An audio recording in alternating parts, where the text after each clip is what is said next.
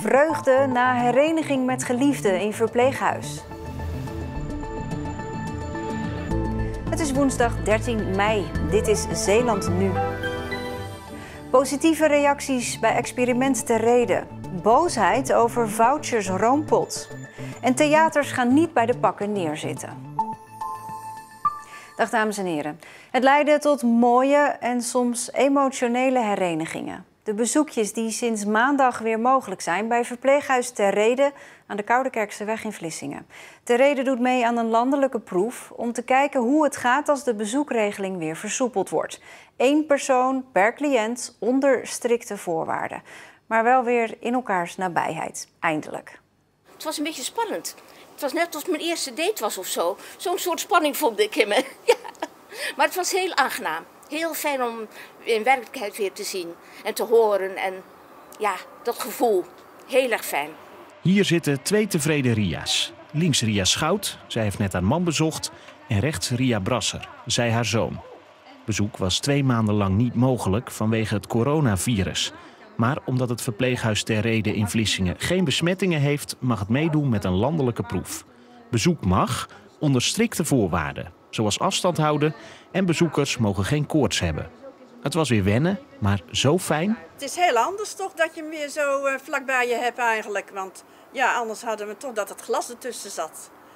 En ja, dat was niet zo prettig en voor hem niet zo. En hij kon ons niet goed horen ook. Ik vond het wel zoveel beter als Skypen. Dat je elkaar dan echt even ziet en ook, je kunt het niet voelen, maar je kunt wel de aanwezigheid voelen. Ze hopen dat er snel meer mogelijk is. Dat we hem ook eens mee naar buiten kunnen en weer naar de boulevard. Dat was zijn lust en zijn leven eigenlijk nog voor hem natuurlijk. Met de kennis en ervaring die wordt opgedaan in Ter Rede en op de 24 andere proeflocaties in het land, wil het kabinet kijken hoe de voorzichtige versoepeling uitpakt.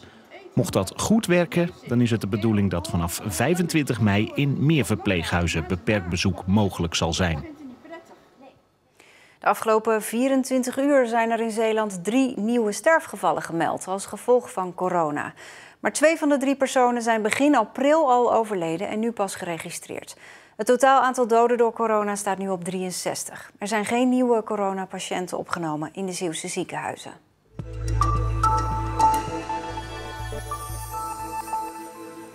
En collega Floris-Jan Sietsma is hier voor meer coronanieuwtjes. Dan beginnen we bij de vakanties, want een heleboel mensen bij Roompot zijn niet te spreken over het bedrijf. Ze hadden daar een vakantie geboekt. Maar het probleem is nu dat als ze die willen omboeken, dat ze daarvoor een voucher hebben gekregen. Maar dat als ze die dan weer in gaan zetten voor een nieuwe vakantie, dat die vakantie dan veel duurder is dan de vakantie die ze eigenlijk gepland hadden.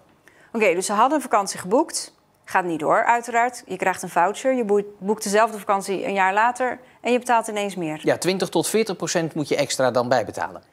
Dus ze hebben gewoon de prijzen omhoog gegooid. Ja, dat dan weer niet helemaal, zegt Roompot. Want dat heeft te maken met de wet van vraag en aanbod, zeggen zij. Je moet een beetje vergelijken met zoals dat gaat met stoelen in een vliegtuig die je boekt. Als je er snel bij bent, dan is een stoel nog goedkoop. En ben je laat, dan is een stoel veel duurder.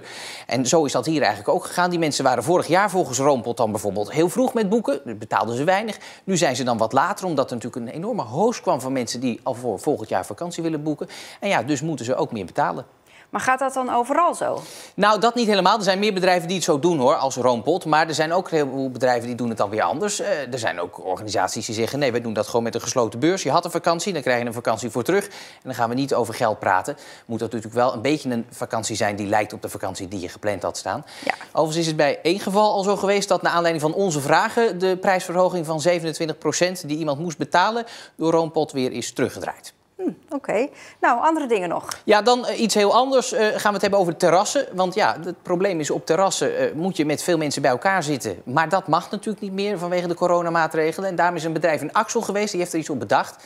Namelijk speciale hokjes met allerlei glazen schermen daarin. En als je die als bedrijf neer zou zetten, dan zou je dus veel meer mensen kwijt kunnen op je terras. De bediening kan dus er nog wel bij via een soort van luikje. En op die manier kun je dus met veel mensen op een terras zitten zonder dat je elkaar kan besmetten. En dat zou natuurlijk wel een oplossing zijn in deze tijden. Ja, die kunnen gehuurd worden, hè? Ja, en eigenlijk met het idee dat je nu als ondernemer natuurlijk niet heel veel geld hebt om te investeren in allemaal van die hokken op je terras. Dus als je ze huurt, dan is het bedrag dat je ervoor nodig hebt iets minder groot.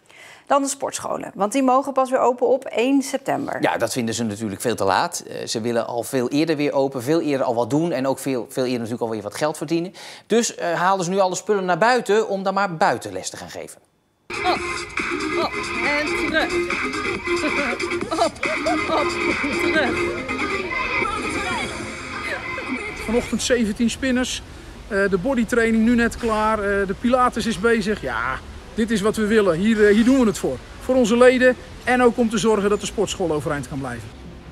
Het is nog een beetje ingewikkeld of het wel mag of niet, want officieel mag je alleen buitensporten buiten uitoefenen. Ja, en een sportschool is natuurlijk eigenlijk geen buitensport. Er zijn meer sportscholen die dat doen, bijvoorbeeld sportschool Geelhoed. Die heeft ook de activiteiten naar buiten gepraat. Dus heb je ineens judo op het grasveld, midden in het dorp. Maar dan kan het zomaar gebeuren dat de mensen uit de aangrenzende seniorenflat denken, we pikken een lesje mee.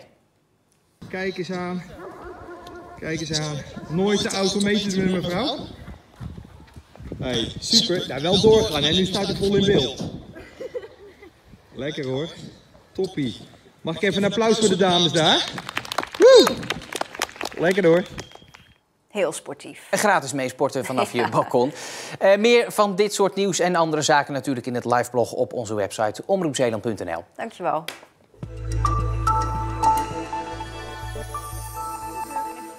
Wetenschappers van het University College Roosevelt roepen de gemeenteraad van Middelburg op om zich, net als tientallen andere gemeenten in Nederland, in te zetten voor weeskinderen in Griekse vluchtelingenkampen. De gemeente Middelburg heeft hier de mogelijkheid om niet één, maar meerdere kinderlevens te redden.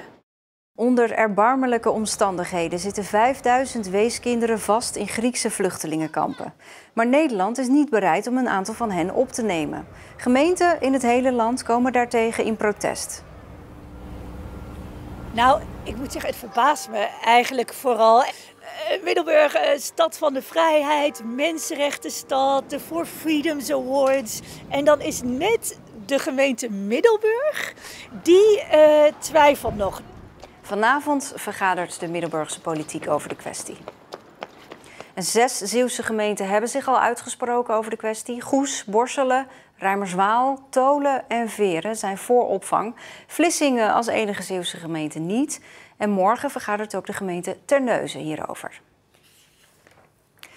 Hilde Onderdijk is uit de CDA-fractie in de Middelburgse gemeenteraad gezet. De partij heeft geen vertrouwen meer in haar. Ze zou solistisch optreden en meerdere uitspraken gedaan hebben die niet bij het CDA passen. Haar zetel wil Onderdijk houden. Dus het CDA gaat nu van 4 naar 3 zetels. En de coalitie houdt nog net een krappe meerderheid in de raad. Een theater bezoeken en toch 1,5 meter afstand houden. Dat kan, zeggen de Zeeuwse theaterbazen. Of het genoeg is om de coronacrisis te overleven, dat is de vraag. Maar het is zeker het proberen waard, vinden zij. Nou, hier komen de mensen dus de zaal binnen. Dit is dus dicht, gesloten. Zij zoeken vervolgens hun gereserveerde plaats. Dus ze weten van tevoren al waar ze gaan zitten. Zoeken ze op. En bijvoorbeeld, stel dat dat hier is. En die meneer en mevrouw, die hebben een heerlijk flesje wijn besteld. Dat kan. Dat staat dan voor hun klaar. Dus eigenlijk een soort servicetheater. Kijk, als je zo één richting hebt, de zaal in.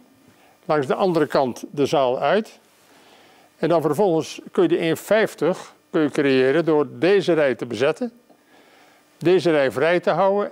En dan op die bezette rij zou je dus een wandje kunnen plaatsen. Tussenstukje, weer een wandje. Met steeds setjes van 2. En heb je overal de 1,50. Op 1 juni mogen de theaters 30 bezoekers ontvangen. Per 1 juli 100. Maar de echte hoop is gevestigd op 1 september, als de theaters weer helemaal open mogen. Maar het kan ook net zo goed 1 januari zijn natuurlijk, dat weten we niet. Die stip op de horizon, die is voor ons nog niet geplaatst. Bij ons ligt dat waarschijnlijk wat anders. Die stip die is er dus wel, alleen je moet het eigenlijk op een creatieve manier oplossen. Een klein voorbeeldje. Wij zijn nu met 40 andere podia bezig, en dat zijn wat kleinschalige theaters, die naar elkaar streamen.